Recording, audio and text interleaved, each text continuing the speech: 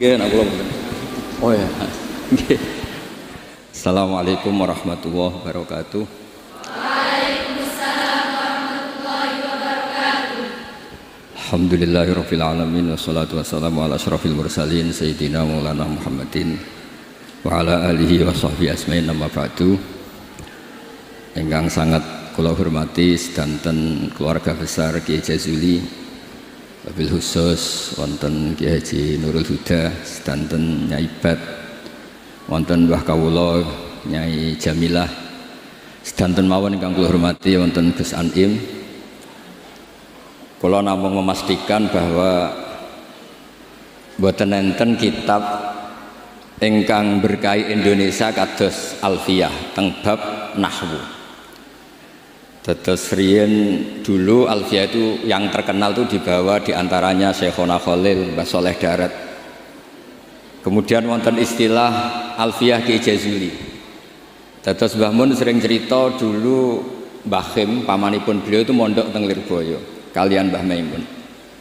Gara-gara kesemsem Alfiyah ala Gus Ali yang dari Kiai Jazuli, terus Mbah Khim ini mondok teng Peloso. Dia mondok teng mriki.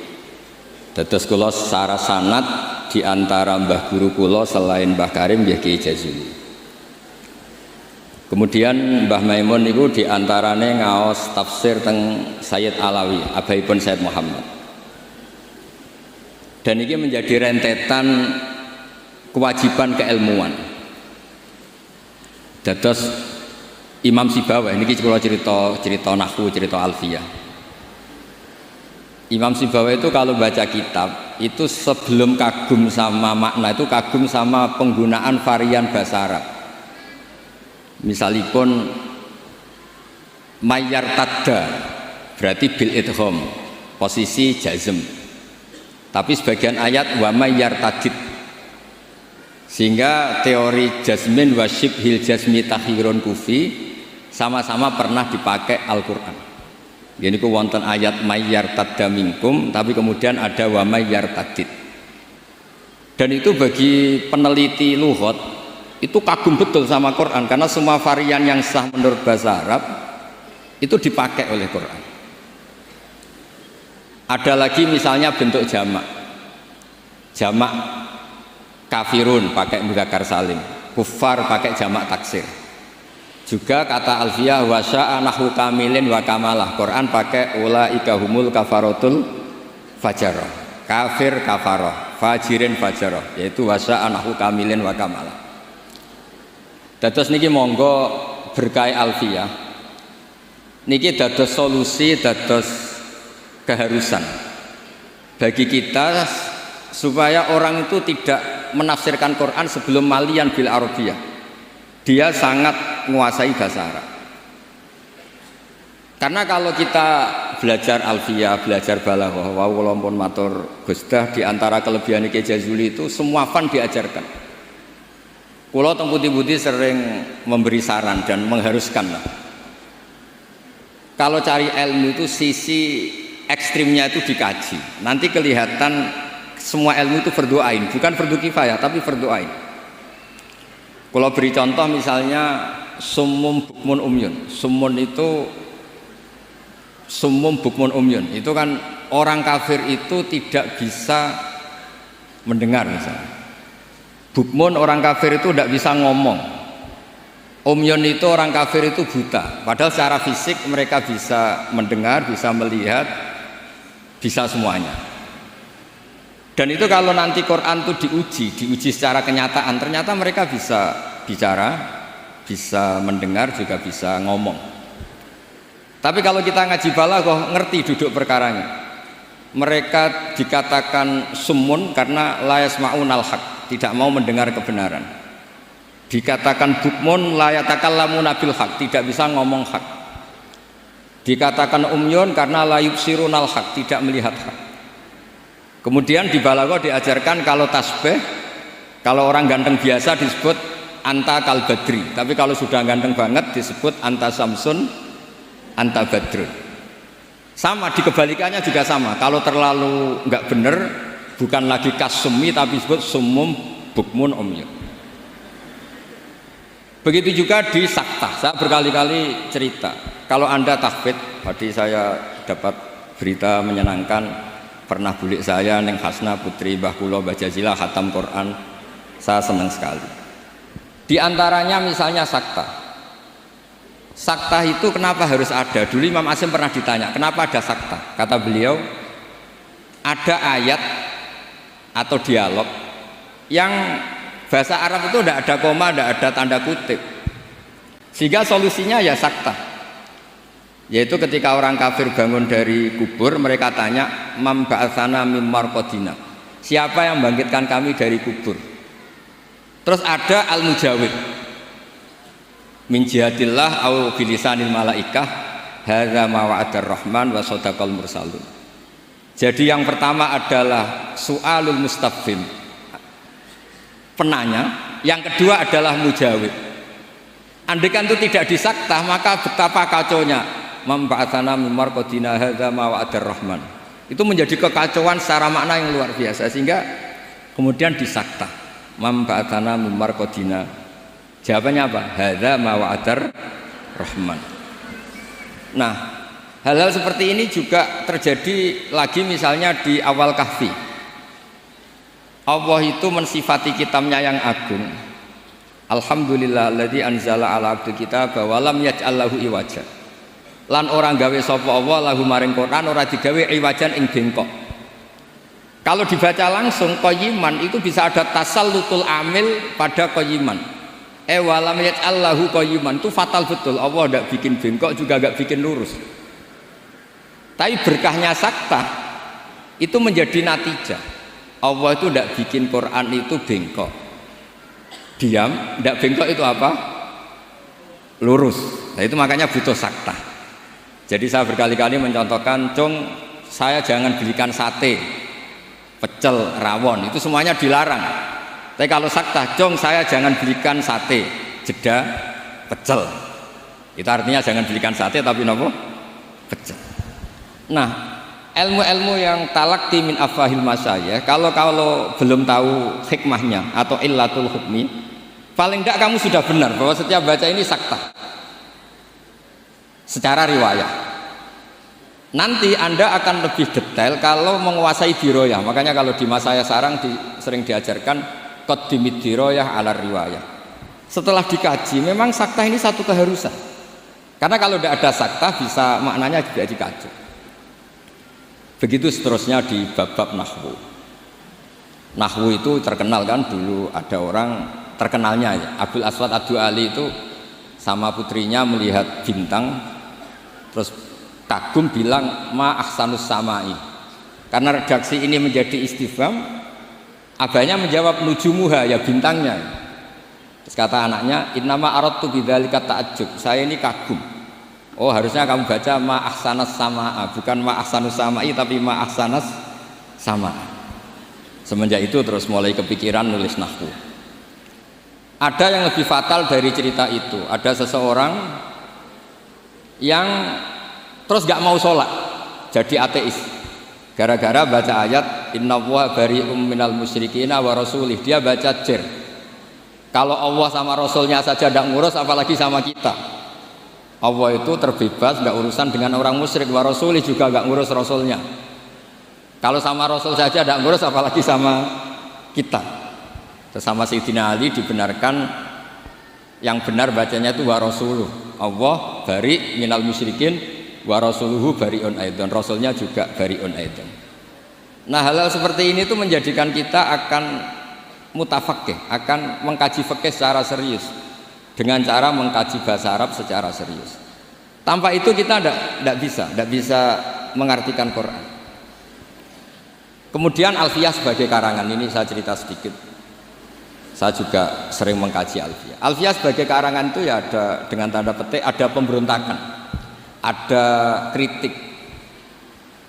Kritik ini penting karena istiqmalul Arab itu tidak bisa diwadahi hanya ala madzhabi Sibawayh.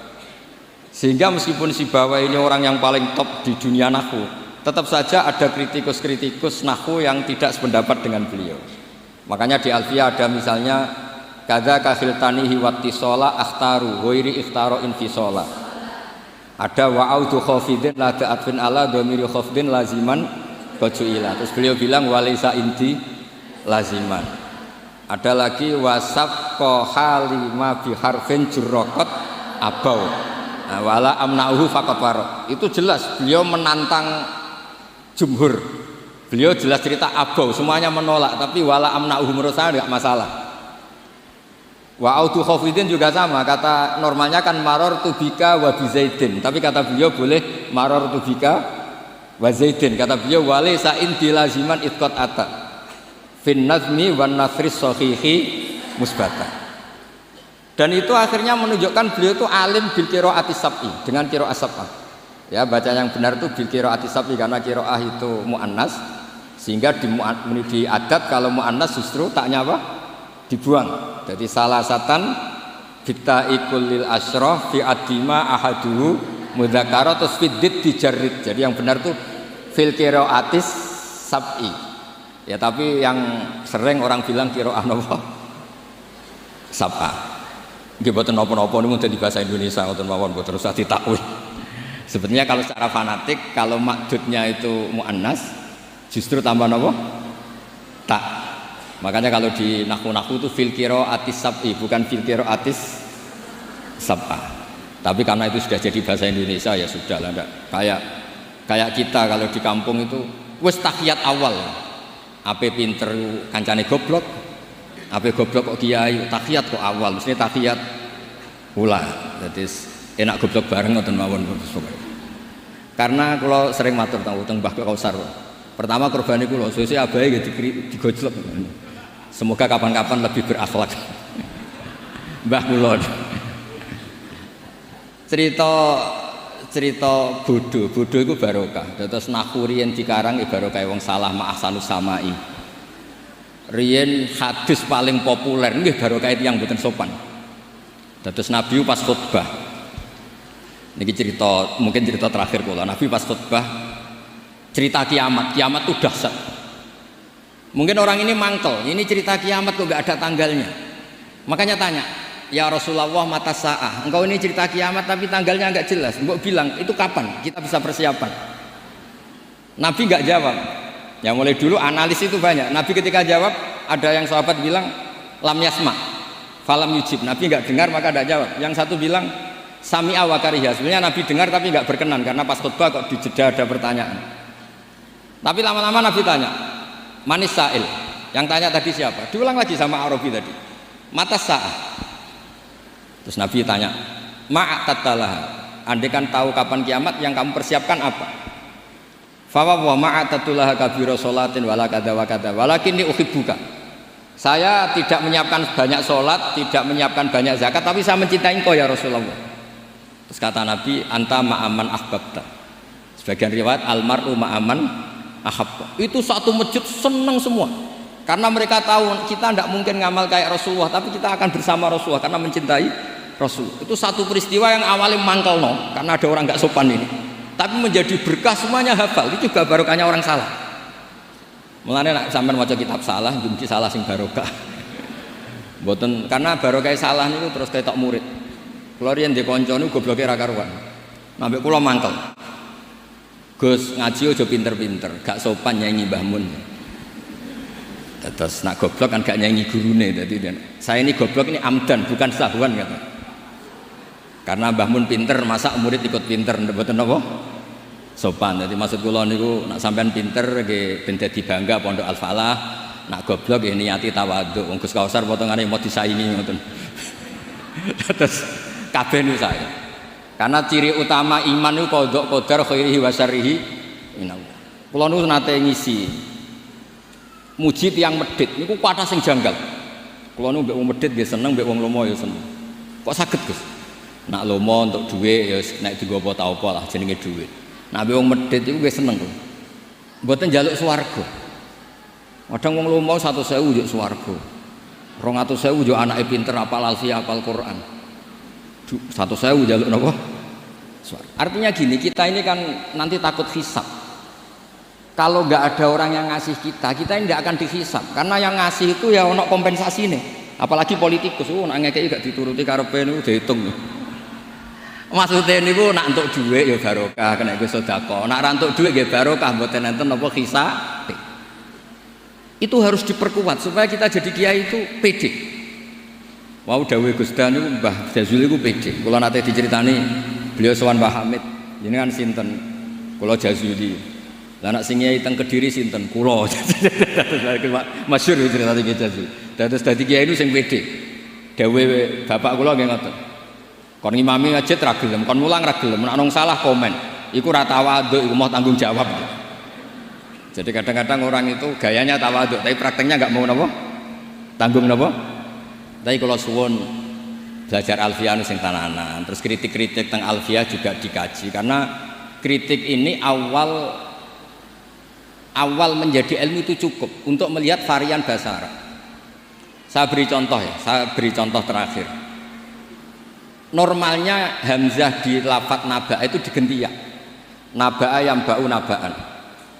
Tapi Imam Nafi' itu tetap selalu baca ya ayyuhan nabi'u wan nabi'in. Tapi barokahnya Imam Nafi' baca ya ayyuhan nabi'u, he wong sing nyeritakno hukume Allah. Orang tahu kalau nabiyun itu yaknya itu bukan karena nakis selam, tapi yaknya itu badalun anil apa? Hamzah. Buktinya di fi'ilnya tetap hamzah. Wa nabbi'hum an dhaifi Ibrahim. Nabi ibadi anni anal ghafurur rahim. Amma yatasaalun anin naba'il azim. Itu jelas pakai hamzah, berarti mah muslam. Tapi orang Quraisy gak suka hamzah. Wa Quraisyun lam yuhammis. Ada yang baca wa Quraisyun lam tuhammis. Seperti lazimnya muannas yang tidak hakiki, itu boleh tarkut tak boleh ndak. Itu ada orang Tamim itu kalau manggil Nabi itu ya Nabi Allah, he orang yang menceritakan ketentuan Allah. Terus kata Nabi ana Quraisyun, saya ini orang Quraisy, jadi kalau baca ya Nabi Allah. Nah nanti setelah anda belajar qiraah sab'ah atau qiraah al-qiraatus sab'u tadi, walam yakullahu kufuwan ahad, kufuwan itu tidak ada maknanya.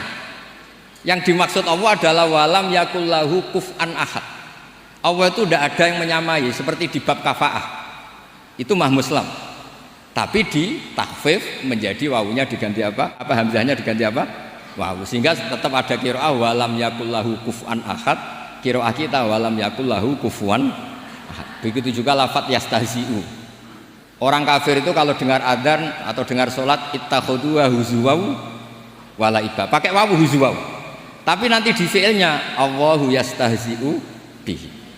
Nah ini pentingnya ngaji, jadi saya mohon ngaji nahwunya ya jalan, iklalnya ya jalan, karena iklal ini penting. Dulu Nabi ketika baca walaqad yassarnal qur'ana lidzikri fahal mim muddakir, itu sahabat kaget semua, karena mereka tahu kalau yang dimaksud Nabi itu Quran saya mudahkan, apakah kamu bisa ingat?